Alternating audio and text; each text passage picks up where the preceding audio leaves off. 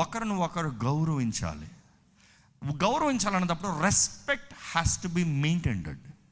అందుకని అంటాం, భార్యాభర్తలు ఒకరిని ఒకరు బలపరిచే మాటలు మాట్లాడాలి, కానీ కృంగతీసే మాటలు మాట్లాడటానికి లేదు.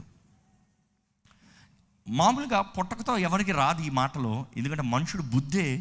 ఒకటి తప్పుడు మాట్లాడమంటే భలే మాట్లాడతాం, వాడి గురించి మంచి మాట్లాడాలంటే మాటలు తక్కువైపోతాయి. మీకు తెలిసిన వాళ్ళ గురించి మాట్లాడతాం ఇంకా సులభం. ఏంటి తప్పులు? ఒకడి గురించి దగ్గరగా బ్రతికినప్పుడు వారి గురించి తప్పు మాట్లాడమను బోల్డ్ మాట్లాడతారు, కానీ ఒకరి గురించి మంచి మాట్లాడమను చాలా తక్కువ మాటలు ఉంటాయి. కానీ దేవుని వాక్యానుసారంగా చూసినప్పుడు ఒకరిని ఒకరు బలపరుచుకోవాలంట. నేను ఊరికే గాల్లో పొగుడుకోమని చెప్పట్లే, లేనిది ఉన్నట్టు మాట్లాడమంటలే. ఉన్న మంచితనాన్ని చూసి గుర్తెరిగి బలపరిచినప్పుడు ఆ కుటుంబం కట్టబడే విధానమే వేరండి. కుటుంబం కట్టబడే విధానం తీరే వేరు. అందుకని అంటాము, ఆనర్ ఈజ్ వెరీ ఇంపార్టెంట్.